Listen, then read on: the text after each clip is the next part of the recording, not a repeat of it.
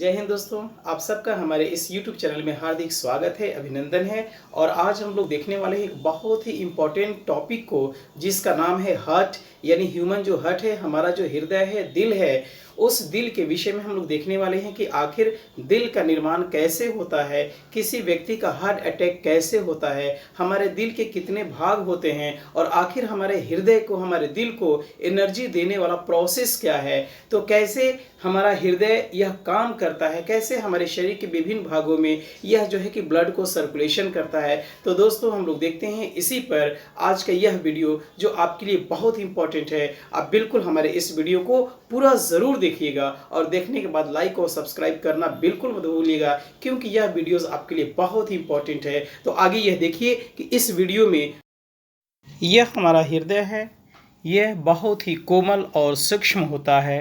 और दोस्तों, सबसे पहली बात तो ये है कि यह आपको जानने के लिए उत्सुकता होगी कि आखिर हमारे शरीर में, मानव शरीर में सबसे पहले किस ऑर्गन का निर्माण होता है। तो दोस्तों, मानव शरीर में सबसे पहले हृदय का ही निर्माण होता है, हार्ट का ही निर्माण होता है। और हृदय के बनने के बाद ही बाकी ऑर्गन्स बनते हैं। तो हम लोग देखते हैं कि ये हमारा हृदय है और यह हृदय मानव शरीर में सबसे पहले बनता है। लेकिन एक बात यह जान लीजिए कि हमारे शरीर में यह जो हृदय है, यह हृदय आखिर इसका आकार कैसा होता है। तो कई बार आप देखते हैं कि इसके विशेष आकार को दर्शाया जाता है, तो वास्तव में इसका आकार पान के पत्ते की तरह होते हैं, उल्टे हुए पान के पत्ते के समान होती है। यानी हमारा हृदय बिल्कुल पान के समान होता है। अब रही बात कि हमारा हृदय मानव शरीर में किस प्रकार से व्यवहार करता है, तो वास्तव में हमारे शरीर में यह एक मोटर के समान व्यवहार करता है। इसका काम यह होता है कि यह ब्लड को पंपिंग करने का काम करता है। यानी हमारे शरीर में यह ब्लड को पंप करता है, एक स्थान से दूसरे स्थान तक यह ब्लड को भेजने का काम करता है। आप एक बात जान जाएं कि हमारे शरीर में, यानी मानव के हृदय का जो भार होता है वह लगभग 300 ग्राम होता है। हालांकि यह पुरुषों में 350 ग्राम होता है और महिलाओं में 285 ग्राम होता है, लेकिन एवरेज माना गया है कि 300 ग्राम का मानव शरीर में हृदय होता है। यह एक आवरण में सुरक्षित रहता है, जिसे पेरिकार्डियम लेयर कहते हैं, हृदय आवरण कहते हैं। इसमें एक द्रव भरा होता है जो हृदय को बाहरी आघातों या झटकों से रक्षा करता है। मानव के हृदय में 4 प्रकोष्ठ होते हैं और ये जो 4 प्रकोष्ठ होते हैं, जिसे हम लोग ब्लॉक या खंड कहते हैं। इसमें राइट एट्रियम, जिसको दायां अलिंद कहते हैं, बायां अलिंद यानी लेफ्ट एट्रियम, दायां निलय राइट वेंट्रिकल और बायां निलय लेफ्ट वेंट्रिकल। तो दोस्तों, हम लोग ये देखते हैं कि हमारा जो हृदय होता है, इसका अधिकांश भाग लेफ्ट साइड में होता है और लेफ्ट साइड में हृदय का अधिकांश भाग होने के कारण हमारा जो फेफड़ा होता है वह एक पेयर होता है। तो हमारा लेफ्ट फेफड़ा हृदय की वजह से थोड़ा सा छोटा होता है, जबकि हमारा राइट साइड का जो लंग्स होता है वह बड़ा होता है। तो आप देख रहे हैं इसमें कि यह हमारा रेड कलर का, यह हमारा हार्ट है, यानी यह हमारा हृदय है। और हमारे इस हृदय में जो प्रकोष्ठ होते हैं, जो खंड होते हैं, उससे हमारी शिरा और धमनियाँ जुड़ी हुई होती हैं। यानी हमारी जो शिराएं होती हैं और धमनियाँ होती हैं, उनसे रक्त का संचार होता है, रक्त का फ्लो होता है, जो हृदय से शरीर के विभिन्न भागों तक जाता है। एक बात आपको यह जानना होगा कि हमारा जो धमनी है, जिसको आर्टरीज कहते हैं, उस आर्टरीज में शुद्ध रक्त का संचार होता है। यानी हमारे जो धमनियाँ हैं, उन धमनियों में शुद्ध रक्त यानी प्योर ब्लड होता है। अब चूंकि एक ऐसा भी धमनी है जिसमें शुद्ध रक्त नहीं होता है, उस धमनी को हम लोग पल्मोनरी आर्टरी कहते हैं, जिसको फुफ्फुसीय धमनी कहते हैं। वह फुफ्फुसीय धमनी, उसमें अशुद्ध रक्त का संचार होता है। उसी प्रकार से अगर हम लोग बातें करें शिराओं की, तो जितनी भी शिराएं हैं उन सभी शिराओं में अशुद्ध रक्त होता है। लेकिन एक ऐसा शिरा है जो इसका अपवाद है, उस शिरा का नाम है फुफ्फुसीय शिरा यानी पल्मोनरी वेन्स। उसमें शुद्ध रक्त होता है, उसमें प्योर ब्लड होता है। अब ऐसा कैसे होता है? तो दोस्तों, सबसे पहली बात तो ये है कि ये जो हमारा हृदय आपको दिख रहा है, इसमें जो हमारी धमनी होती है उसमें सबसे मोटी जो धमनी होती है, आर्टरी होती है, उसे महाधमनी के नाम से जाना जाता है। उस महाधमनी से हमारे शरीर के विभिन्न अंगों तक, हमारे शरीर के विभिन्न भागों तक शुद्ध रक्त का संचार होता है। अब आखिर किसी रक्त को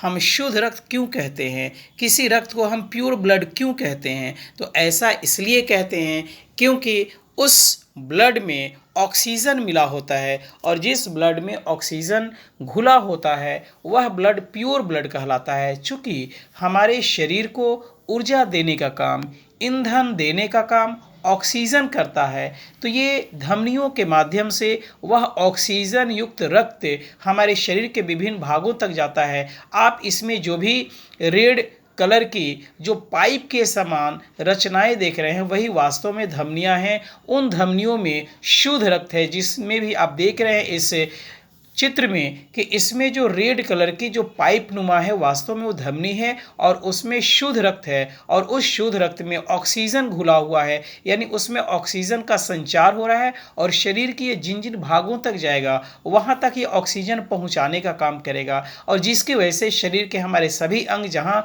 ऑक्सीजन पहुँचता है वह बखूबी अपनी सही ढंग से वो कार्य करता है। लेकिन जब ऑक्सीजन वहाँ खर्च हो जाता है तो उस स्थिति में उसका बाई प्रोडक्ट के रूप में कार्बन डाइऑक्साइड तैयार होता है, और वह कार्बन डाइऑक्साइड इस नीली जो पाइप नुमा है जिसको हम लोग शिरा कहते हैं, आप देख सकते हैं कि यह नीली पाइप है वह शिरा है, और उसमें अशुद्ध रक्त का संचार हो रहा है क्योंकि ऑक्सीजन वह रेड पाइप वाली यानी धमनी जो रेड रंग की है उसमें वह फ्लो कर रही है, और यह जो नीली कलर की है इसमें CO2 फ्लो कर रहा है। अब चूंकि CO2 युक्त जो भी रक्त होगा वह अशुद्ध रक्त होगा। अब वह अशुद्ध रक्त सीधे हमारे हृदय में जाता है, और हृदय से होते हुए हमारे फेफड़े में जाता है। अब ये जो फेफड़े में जाता है, लंग्स में जाता है, तो चूँकि हम लोग जब सांसें लेते हैं तो सांस लेने के दौरान विभिन्न प्रकार की गैसें हमारे फेफड़े तक आती हैं, प्रवेश करती हैं, लेकिन उन गैसों में हम देखते हैं कि सबसे ज़्यादा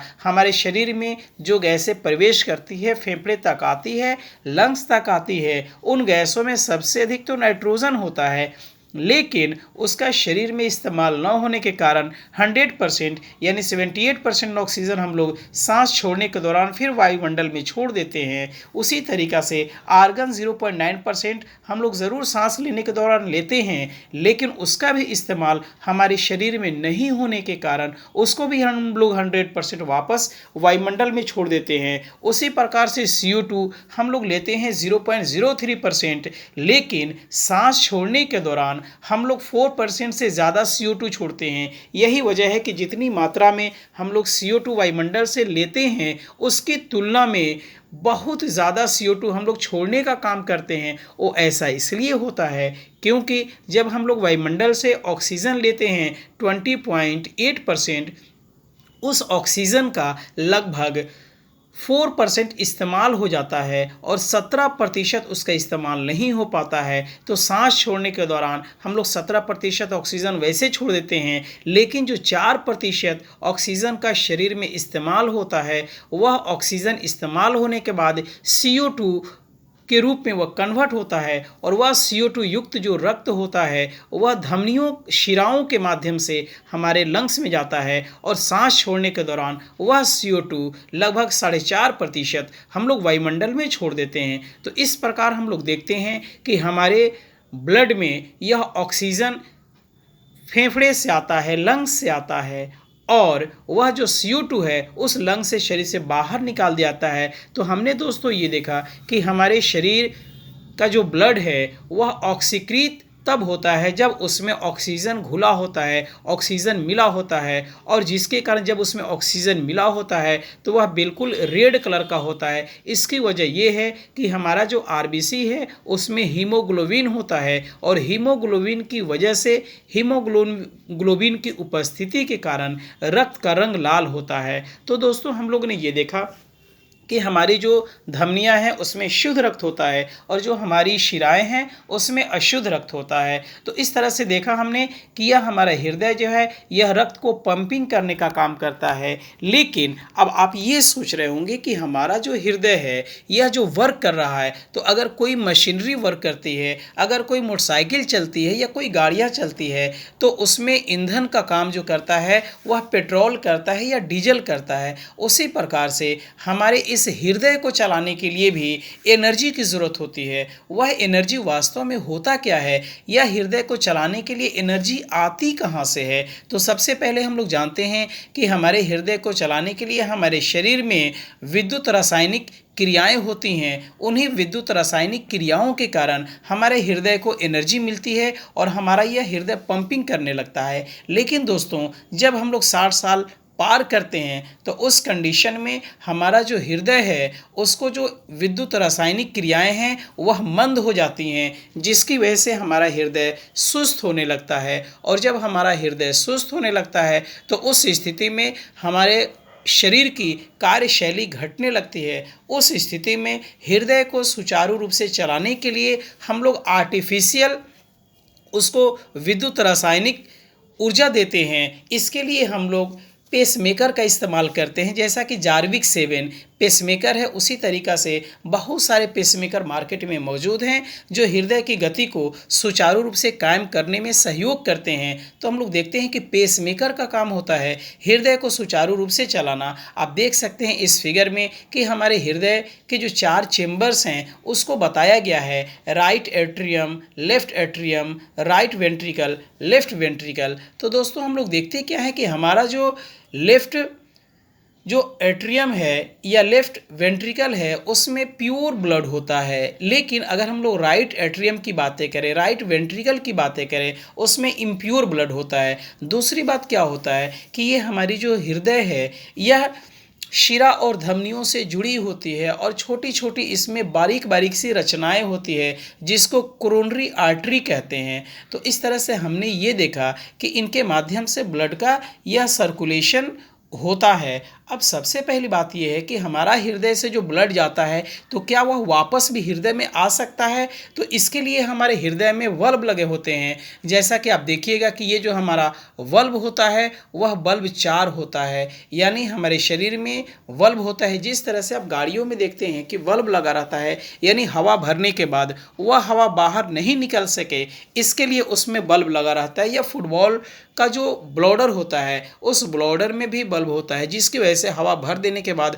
वह हवा बाहर नहीं निकल पाता है। उसी तरीक़ा से हमारे हृदय में भी इस तरह के बल्ब होते हैं जो कि रक्त को वापस आने नहीं देते हैं, यानी उनका एक डायरेक्शन फिक्स होता है। जिस डायरेक्शन में वह ब्लड का सर्कुलेशन हो रहा है उसी दिशा में वो ब्लड सर्कुलेट करते रहता है। अब सबसे बड़ी बात यह है कि यह ब्लड के सर्कुलेशन की जो प्रक्रियाएं हैं दोस्तों, इसके विषय में बताया किसने सबसे पहले था? तो इसके विषय में सबसे पहले बताया था विलियम हार्वे ने। विलियम हार्वे ने ही सबसे पहले ब्लड सर्कुलेटरी सिस्टम की उन्होंने खोज किया था। और इसमें जो ब्लड होता है वह ब्लड कितने प्रकार का होता है, इनके समूह कौन कौन से होते हैं, उसके विषय में कार्ल लैंड स्टीनर और विनर ने बताया था। यानी लैंड स्टीनर एंड विनर ने ब्लड ग्रुप के बारे में बताया था और आरएच फैक्टर के बारे में बताया था। दोस्तों मैं बातें कर रहा था बल्ब की, ये वही इसमें बल्ब दिखाया गया है कि ये पल्मोनरी एक बल्ब होता है, एक कॉस्पिड बल्ब होता है, एक मिट्रल बल्ब होता है, एक एरोटिक बल्ब होता है। यानी हृदय में बल्बों की कुल संख्या 4 होती है। आप देख सकते हैं कि इसमें एरो दे के बल्ब को दिखाया गया है ताकि वह बल्ब के माध्यम से वह रक्त जो है वापस न जा सके। तो दोस्तों हम लोगों ने ये देखा कि यह हमारा हृदय कितना महत्वपूर्ण होता है। लेकिन सबसे पहली बात तो ये है दोस्तों कि ये जो हमारा हृदय है यह 1 मिनट में 72 बार धड़कता है। जैसा कि हम लोग जानते हैं कि अगर कोई इम्ब्राय होता है, अगर कोई भ्रूण होता है, तो मैंने कहा कि मानव शरीर में सबसे पहले हृदय का ही निर्माण होता है। लेकिन जो इम्ब्राय होता है, जो भ्रूण होता है, उसका हृदय 1 मिनट में 212 बार धड़कता है। लेकिन जो नवजात होते हैं, जो नवजात शिशु होते हैं, उनका हृदय जो होता है वह 90 से 112 बार धड़कता है। लेकिन अगर वयस्क व्यक्तियों की मैं बातें करूं तो इनका हृदय 1 मिनट में 72 बार धड़कता है। लेकिन अगर अधिक उम्र के व्यक्तियों की मैं बातें करूं जिनकी उम्र 70 प्लस हो चुकी है, तो उनका हृदय 1 मिनट में 65 से 70 बार धड़कता है। तो दोस्तों हमने देखा कि ये जो हृदय की धड़कन है ये 1 मिनट में सामान्यतः 72 बार धड़कती हैं। लेकिन दोस्तों मनुष्य के हृदय में उससे संबंधित बीमारियों का अध्ययन जिस शाखा के अंतर्गत की जाती है उसे कार्डियोलॉजी कहते हैं, उसे कार्डियोलॉजी के नाम से जाना जाता है दोस्तों। तो हमने ये देखा कि हमारा जो रक्त है अब जब गुजरता है हमारी धमनियों के माध्यम से या शिराओं के माध्यम से तो उसमें प्रेशर होता है। अब ये जो प्रेशर होता है यह प्रेशर आखिर कितना होता है, तो दोस्तों हम लोग देखते हैं कि हमारे जो ब्लड है उस ब्लड का जो प्रेशर होता है वह प्रेशर 120/80 होता है। यानी हमारा हृदय में जो आर्टरी और वेन्स लगे होते हैं उसमें जो ब्लड का प्रेशर होता है वह प्रेशर आपको 120/80 होता है। यानी आप देख सकते हैं कि प्रेशर किसी व्यक्ति में तब बढ़ जाता है जब वह व्यक्ति कैल्शियम सोडियम क्लोराइड का इस्तेमाल ज़्यादा करता है। यानी जिस व्यक्ति में सोडियम क्लोराइड का इस्तेमाल ज़्यादा होता है उसकी वजह से उसका ब्लड जो होता है वो पतला हो जाता है, और पतला होने के बाद वो तेज़ी से सर्कुलेट करता है, और तेज़ी से सर्कुलेट करने के कारण वह जो है कि अधिक दबाव डालता है। तो जिस व्यक्ति का बीपी अगर ज़्यादा हो तो उसे सोडियम क्लोराइड की मात्रा में कमी करने की सलाह दी जाती है। यानी सोडियम क्लोराइड हमारे हार्ट को वह तेज़ कर देता है, हमारी धमनियों में ब्लड के रफ्तार को बढ़ा देता है, जिसकी वजह से जो है समस्याएं उत्पन्न होती हैं। लेकिन अगर हमें ब्लड प्रेशर को कम करनी है तो पोटेशियम क्लोराइड को इस्तेमाल करने की सलाह दी जाती है। यानी पोटेशियम क्लोराइड से हमारी जो रक्त होता है वो गाढ़ा हो जाता है, जिसकी वजह से उसकी रफ्तार कम हो जाती है। तो दोस्तों हम लोगों ने ये देखा कि आखिर यह जो है कि कभी बीपी अधिक हो जाता है कभी कम हो जाता है। अब इस बीपी को जो मापने का काम होता है वह स्फैग्मोमैनोमीटर से किया जाता है, जबकि हृदय की धड़कन को स्टेथोस्कोप से सुना जाता है। यानी स्टेथोस्कोप से हम लोग हृदय की धड़कन को सुनते हैं और स्फैग्मोमैनोमीटर से हम लोग ब्लड प्रेशर को मापते हैं। दोस्तों आप फिगर में देख रहे हैं कि इसमें दिखाया गया है कि हृदय में आखिर हृदयघात कब होता है, हार्ट अटैक कब होता है। तो दोस्तों देखते हैं कि यह दिखाया गया है, कोरोनरी आर्टरी दिखाया गया है। उस कोरोनरी आर्टरी में जब कोलेस्ट्रॉल उसमें जमा हो जाता है तो कोलेस्ट्रॉल जमा होने के बाद आर्टरी के जो रास्ते हैं जिससे ब्लड का सर्कुलेशन होता है उसको रास्ता कम मिलता है, जिसकी वजह से उसी में ब्लड फंस जाता है और क्लॉट करने लगता है, जिसकी वजह से वो ब्लड अब पास नहीं होता है। उस कंडीशन में वह ब्लड जो है पीछे की ओर धक्का देता है। उस स्थिति में हृदय पर जोर से झटका लगता है और वह व्यक्ति मूर्छित होकर गिर जाता है। उसके बावजूद भी अगर वहाँ से जो ब्लड जमा है, जो ब्लड क्लॉट किया है, अगर उस समय अगर वह नहीं हटा, वह रास्ता क्लियर नहीं हुआ, तो वह व्यक्ति जो है वह हमेशा के लिए उसका हृदय डेड कर जाता है और उस व्यक्ति की मृत्यु हो जाती है। तो हम लोग देखते हैं दोस्तों कि कोलेस्ट्रॉल जब हमारी धमनियों के अंदर हमारी जो कोरोनरी आर्टरी हैं, बारीक बारीक महीन धमनियों की रचनाएं हैं, उनमें जब कोलेस्ट्रॉल जमा हो जाता है तो ब्लड के सर्कुलेशन को बाधित करता है, हमारे ब्लड का सर्कुलेशन रुक जाता है और उस स्थिति में हार्ट अटैक होता है। कई बार आपने दोस्तों सुना है कि किसी का दिल टूट गया। किसी का दिल दोस्तों क्यों टूटता है? तो वास्तव में जिस समय हम अगर मन से या किसी को जो है इस तरह से अपने इमोशन का इजहार करते हैं, तो जिस समय हम लोग इमोशन का इजहार करते हैं तो हमारे शरीर में हार्मोन्स रिलीज होता है। यानी जो भी हमारे शरीर में एक्टिविटीज़ होती है वो हार्मोन्स के कारण होती है। उस हार्मोन्स के कारण जो है वह एक विशेष प्रकार का हार्मोन्स रिलीज होने लगता है, जिसकी वजह से हमारे हृदय की गति को बढ़ा देता है और जिसकी वजह से हमारा हृदय तेज़ी से जो है कि वाइब्रेट होने लगता है, जिसको आप लोग कहते हैं धक धक कहते हैं। अब दोस्तों हमारे हृदय से जो आवाज़ें आती है तो सबसे पहले जो हमारे हृदय से ध्वनि आती है उस दौरान धक धक करने के दौरान तो सबसे पहले आती है लब, LUB लब, और दूसरी जो ध्वनि आती है हृदय से उसको कहते हैं डब, DUB डब। यानी हमारे से हृदय से आने वाली जो ध्वनियाँ होती है वह लब और डब होती है। इसे स्टेथोस्कोप से सुना जा सकता है, इसे आसानी से हम लोग स्टेथोस्कोप से सुन सकते हैं। तो जैसे ही अगर यह हृदय की गति, हृदय की ध्वनि तेज़ हो जाती है, हमारा हृदय तेज़ी से जो है वह वाइब्रेट करने लगता है, पंपिंग करने लगता है और उस स्थिति में क्या होता है कि ब्लड तेज़ी से जैसे जाता है और हमारे धमनियों में कोलेस्ट्रॉल जमा होता है तो उस दौरान वह ज़ोर से धक्का देता है और व्यक्ति गिर जाता है, तो लोग कहते हैं कि उसका दिल टूट गया, यानी उसका हार्ट अटैक कर गया। तो यहाँ दिल टूटने का संबंध दोस्तों हार्ट अटैक करने से है। तो आप देख रहे हैं कि हमारा हृदय कैसे काम करता है, कितना महत्वपूर्ण हमारे शरीर में यह हृदय है। आपने देखा बहुत ही इम्पोर्टेंट इन्फॉर्मेशन दोस्तों। तो ये हृदय हमारे लिए बहुत ही ज़रूरी होता है, क्योंकि जब व्यक्ति का हृदय डेड कर जाता है तो अंततः वह व्यक्ति की मृत्यु हो जाती है। यानी किसी व्यक्ति की मृत्यु दो तरह से होती है, एक मेंटली डेड होता है और एक हार्टली डेड होता है। यानी जब दिमाग नहीं काम करता है तो उसको कहते हैं कि मेंटली डेड हो गया, दिमागी तौर पर उसकी मृत्यु हो गई। लेकिन दिमागी तौर पर मृत्यु का होना उसकी मृत्यु नहीं है, लेकिन वह अगर हार्ट से उसकी मृत्यु हो गई, यानी उसका दिल काम करना बंद कर दिया, तो वह जो है कि मरीज़ हो गया। तो दोस्तों आपने देखा इस बहुत ही ख़ास इन्फॉर्मेशन में, तो आप इस वीडियो को आपने देखा, इन्फॉर्मेटिव वीडियो था, लाइक और सब्सक्राइब करना बिल्कुल मत भूलिएगा, क्योंकि आपके एग्ज़ाम्स में ये आने वाले क्वेश्चंस होते हैं, आपके दैनिक जीवन में इस तरह की चीज़ों को देखने को मिलेगा। तो आज बस इतना ही दोस्तों, आप अपना ध्यान रखिए, ख्याल रखिए। अब मिलते हैं हम लोग एक नेक्स्ट वीडियो के साथ जो आपके लिए बहुत ही इन्फॉर्मेटिव होने वाला है। तो इस तरह से आप बिल्कुल हमसे जुड़े रहिए और आप सब्सक्राइब और लाइक करना बिल्कुल मत भूलिएगा। थैंक यू दोस्तों। जय हिंद, जय भारत। Thank you.